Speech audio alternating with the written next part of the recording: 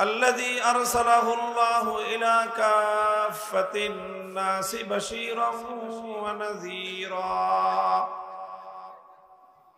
وداعيا إلى الله بإذنه وسراجا منيرا أما بعد فأعوذ بالله من الشيطان الرجيم بسم الله الرحمن الرحيم والذين جاهدوا فينا لنهدينهم سبلنا وإن الله لمع المحسنين وعن عبد الله بن مسعود رضي الله تعالى عنه أنه قال رسول الله صلى الله عليه وسلم لن يشبع المؤمن من خير حتى يكون منتهاه الجنة. بارك الله لنا ولكم في القرآن العظيم ونفعنا وإياكم بالآيات والذكر الحكيم. اللهم صل على محمد وعلى آل محمد كما صليت على إبراهيم وعلى آل إبراهيم إنك حميد مجيد. اللهم بارك على محمد وعلى آل محمد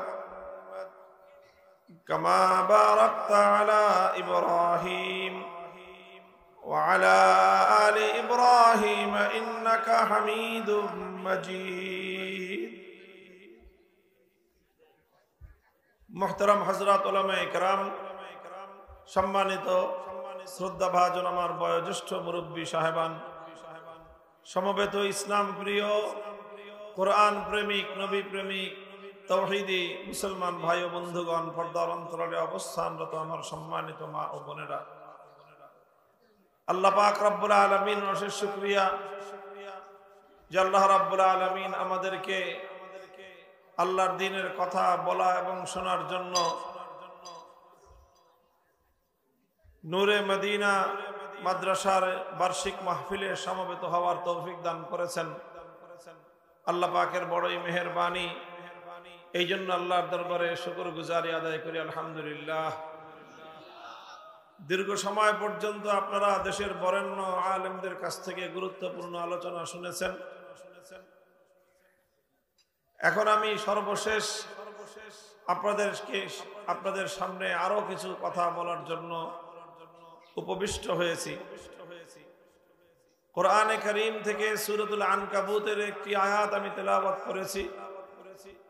আল্লাহ রাসূল সাল্লাল্লাহু আলাইহি ওয়াসাল্লামের একটি গুরুত্বপূর্ণ নীতি নির্ধারণী হাদিস পাঠ করেছি। কোরআনে কারীমের আয়াত এবং আল্লাহর নবীর হাদিসকে সামনে রেখে সংক্ষিপ্ত কিছু কথা আলোকপাত করব। দোয়া চাই আল্লাহ পাক রব্বুল আলামিন আমার দ্বারা যেন উম্মতের ফায়দা এবং উপকার হয় এমন কিছু কথা বলার তৌফিক আমাকে দান করেন। মুহতারাম হাজিরিন, আল্লাহ পাক রব্বুল আলামিনের মেহেরবানি যে তিনি আমাদেরকে ইসলামের মতো একটি ধর্ম, ইসলামের মতো একটা আদর্শ আমাদেরকে দান করেছেন। হযরত মুহাম্মদ সাল্লাল্লাহু আলাইহি ওয়াসাল্লামের মতো এরকম একজন মহান নবী তিনি আমাদের জন্য পাঠিয়েছেন। আল্লাহর নবীর জীবনের যেই সকল মূল নীতি এবং আদর্শ তিনি ফলো করতেন, সারা জীবন যেই সকল নীতির উপর তিনি চলে গিয়েছেন, তার অন্যতম একটা নীতি হলো যে তিনি আল্লাহর দ্বীনের জন্য, ইসলামের জন্য এই দুনিয়াতে এসেছিলেন এবং জীবনের শেষ মুহূর্ত পর্যন্ত আল্লাহর দ্বীনকে, ইসলামকে দুনিয়াতে প্রতিষ্ঠিত করার জন্য, প্রচার এবং প্রসার করার জন্য তিনি তার শেষ নিঃশ্বাস ত্যাগ করা পর্যন্ত এই পথে অব্যাহতভাবে প্রচেষ্টা চালিয়ে গেছেন। আমাদের জন্য আল্লাহর নবীর জীবনে রয়েছে সর্বোত্তম আদর্শ।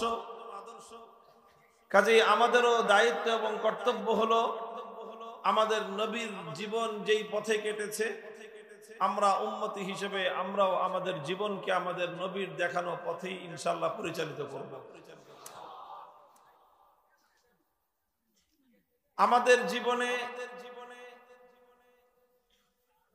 আমাদের জীবনে ইসলামের কাজে কখনোই দমে যাওয়া, থেমে যাওয়া, নীরব হয়ে যাওয়া, নিস্তব্ধ হয়ে যাওয়া, এই বিষয়গুলো যেন আমাদের জীবনে পাওয়া না যায়। রাসূল আকরাম সাল্লাল্লাহু আলাইহি ওয়াসাল্লাম মুমিনের বৈশিষ্ট্য সম্পর্কে বর্ণনা করেছে যে যারা ঈমানদার হবে তারা কেমন হবে? লা ইয়াশবাল মুমিনু মিন খাইরিন হাত্তা ইয়াকুনা মুনতাহাহুল জান্নাহ। যে মুমিন ভালো কাজ করতে করতে, কল্যাণের কাজ করতে করতে, দ্বীনের কাজ করতে করতে কোনোদিন সে তৃপ্ত হবে না। কোনোদিন তার এরকম মনোভাব সৃষ্টি হবে না যে বাস যথেষ্ট হয়েছে, আর দরকার নাই। দ্বীনের ব্যাপারে, ইসলামের ব্যাপারে, আখিরাত কামাই করার ব্যাপারে মুমিন কোনোদিন সে পরিতৃপ্ত হয় না। হাত্তা ইয়াকুনা মুনতাহাহুল জান্নাহ, বরং সে আরো বেশি চাইবে, আরো বেশি চাইবে, চাইতে থাকবে, চাইতে থাকবে, যতক্ষণ পর্যন্ত সে খোদার জান্নাত পর্যন্ত না পৌঁছবে ততক্ষণ পর্যন্ত মুমিন ব্যক্তির চলা কোনোদিন থেমে যাবে না। মুমিনের দুটো টার্গেট, একটা হলো দুনিয়ার টার্গেট, আর একটা হলো পরকালের মৃত্যুর পরবর্তী জিন্দেগির টার্গেট। দুনিয়ায় ইহকালে মুমিনের টার্গেট হবে হলো যে পৃথিবীর এক প্রান্ত থেকে আরেক প্রান্ত পর্যন্ত, গোটা পৃথিবীতে যতদিন পর্যন্ত আল্লাহর দ্বীন নিরঙ্কুশ ভাবে বিজয়ী না হবে ততদিন পর্যন্ত আমাদের নিস্তার, ততদিন পর্যন্ত আমাদের বিশ্রাম নাই, ততদিন পর্যন্ত আমরা পথ চলতেই থাকবো ইনশাআল্লাহ। এটা হলো মুমিনের সম্মিলিত, আমাদের সকলের দুনিয়াতে ইহকালে আমাদের লক্ষ্য বস্তু, আমাদের টার্গেট হলো এই। কি বলেন? ইনশাআল্লাহ দুনিয়ার একটা একটা ঘরে আমরা আল্লাহর দ্বীনকে বিজয়ী রূপে প্রবেশ করাবো ইনশাআল্লাহ।